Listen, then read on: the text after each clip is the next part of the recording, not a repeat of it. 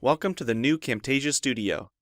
We encourage you to watch and play with this Getting Started project video to learn some of the most important concepts of using the editor. If you want more in-depth tutorials that will walk you through the entire process of recording, editing, and sharing your videos, then please watch the Getting Started tutorials using this link under the Help menu. The editor is divided up into three main areas: the clip bin, the timeline, and the canvas. The canvas is where you see your video during playback and can move, resize, and reposition all media however you want. The timeline is where you assemble and edit your video. At the top of the timeline, tick marks represent time in terms of minutes and seconds. When building a video, you'll work in a horizontal manner, beginning from the left and moving sequentially through time toward the right. The tracks are layered on top of each other, so media you add on higher tracks is viewed on top of media on lower tracks in the canvas. For example, this callout is placed on top of the video track on the timeline, and therefore is on top of the screen video on the canvas. If I drag the video track on top of the callout on the timeline, the callout is now hidden behind the video on the canvas. Use the zoom slider to magnify the view of the timeline. This is very helpful when making precise cuts and selections, like removing ums in your audio.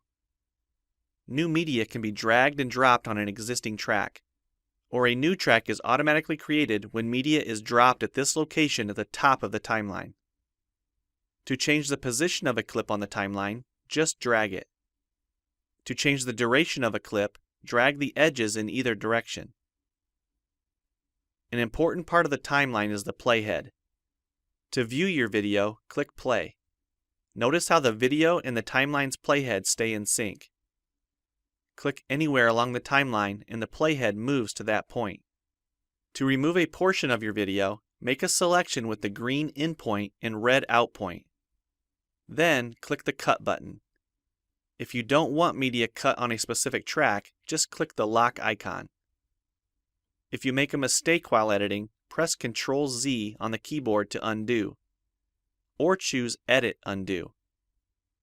Double-click the playhead to deselect. Next, we'll look at the clip bin in the library.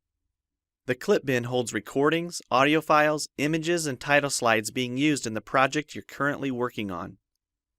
The library stores video clips, intros, callouts, title slides, and other media assets you want to use from project to project.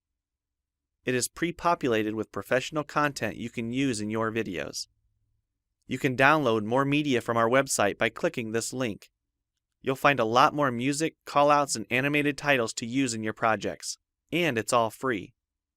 Once you find something you like this callout for example, just drag it to a track on the timeline and resize and reposition it as needed. Double-click the callout on the canvas to open the Callouts tab and edit the text, or change any of the text properties like color or size. You can find a number of other callouts to use in your projects by expanding the Shapes menu. You've probably noticed the video zooming in and out at times, for example here when it's zooming into the timeline. To learn more about adding and customizing zoom and pan animations to your video, check out the other Getting Started tutorials on our website. We've talked about some of the tabs already, but be sure to explore the others for adding and editing special effects.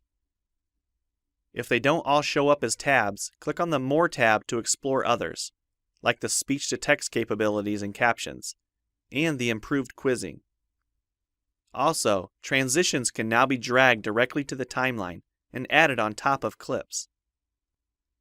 So we've shown a few ways you can navigate and edit your video. But how do you get content into your video? To make a new screen recording, click the Record the Screen button. If you already have an audio or video recording you'd like to use, click the Import Media button. When you're done with your video project, you'll need to click the Produce and Share button to create a shareable video. Expand this menu to see a variety of presets. We have a new video player that plays back your MP4 video and includes other interactive features like table of contents, closed captions, quizzes, and even hotspots. These features are available when hosting your video on TechSmithScreencast.com or the video and player on your own web server. This player provides playback on multiple devices with just one video, whether it's a phone, tablet, laptop, or desktop computer. Well, it's time for you to try Camtasia Studio for yourself using the content on the timeline, or better yet, create your own. We have lots of free tutorials on our website, and I recommend you begin with the Getting Started series. Also, the help file inside Camtasia Studio tells you how to use each of the Camtasia Studio features and applications. One last thing, if you ever want to open this Getting Started project again to view or practice with, use this link here. Thanks for watching, and we hope you enjoy Camtasia Studio. Assalamualaikum warahmatullahi wabarakatuh. Perkenalkan, nama saya David Aditya Chandra. Saya dari mahasiswa KNS Akademi Komunitas Negeri Sumeneb. Pada kali ini saya akan sedikit memaparkan tentang pengertian virtual LAN. Virtual LAN ialah singkatan dari VLAN, merupakan sekelompok perangkat pada satu LAN atau lebih yang dikonfigurasikan menggunakan perangkat lunak sehingga dapat berkomunikasi seperti halnya LAN yang biasa. Untuk kali ini saya menggunakan Cisco Packet Tracer, di mana ini merupakan software pengelola jaringan. Untuk LAN yang pertama, kita membutuhkan switch. Di sini kita bisa menggunakannya switch. Terus generic. Untuk yang PC kita pilih interface, lalu kita pilih generic. Kita pilih dua saja atau 3 juga bisa. Nah, untuknya kita memilih kabel copper strike. Kita klik pada switch-nya, lalu kita klik pada PC-nya.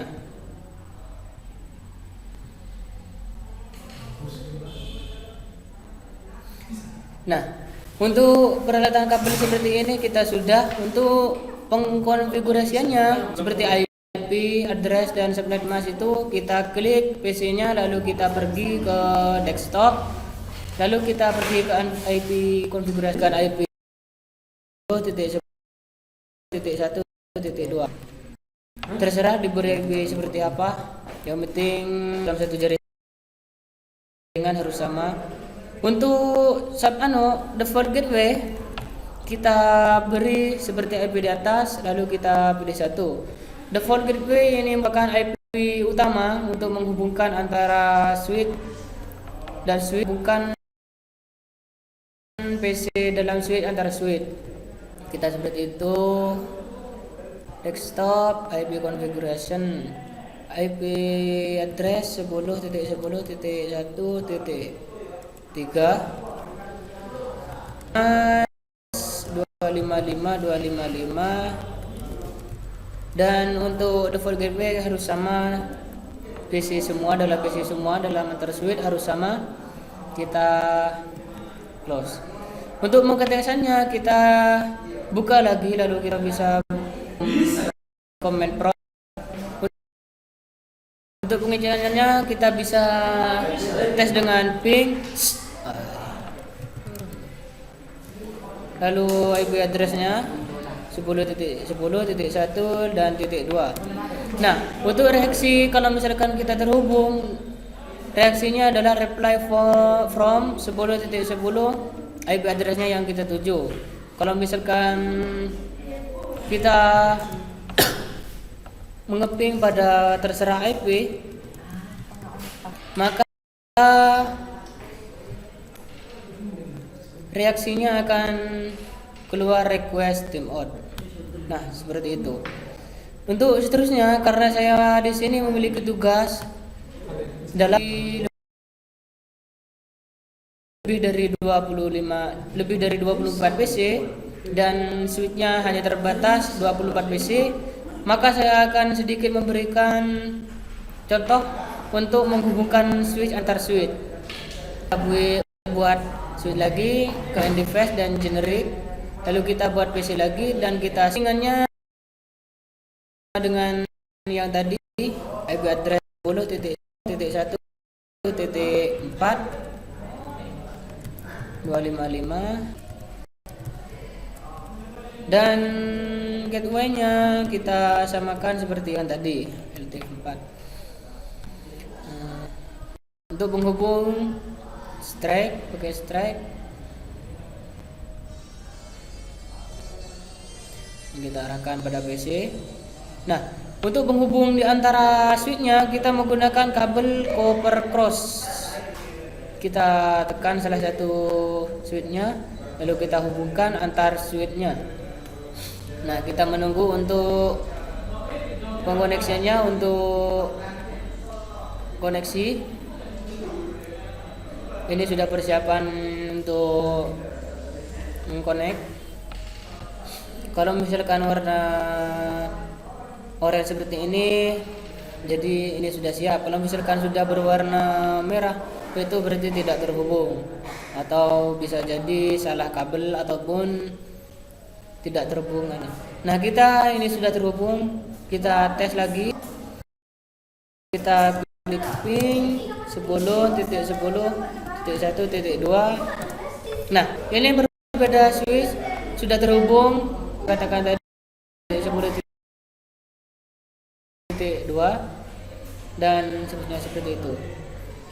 Untuk tugas yang saya akan lakukan, karena ini sedikit banyak, maka saya akan kerjakan di latar belakang. Dan untuk selanjutnya saya akan berikan lagi nanti pemaparannya sedikit. Kita sapa dulu, saya akan tunggu membuatnya di latar belakang. Kembali lagi, nah kita tadi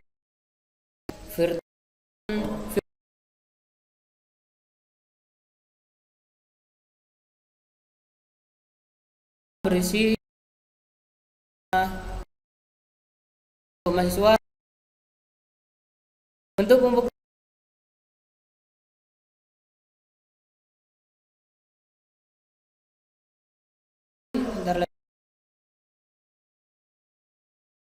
dua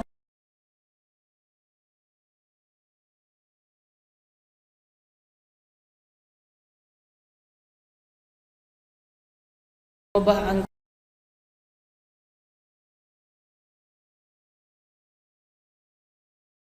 nya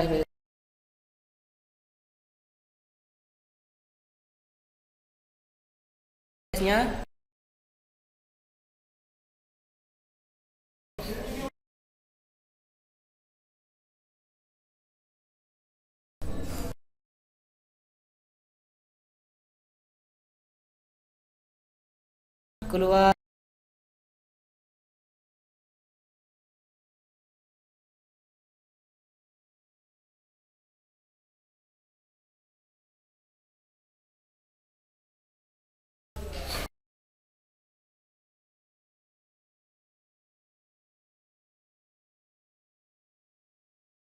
konsep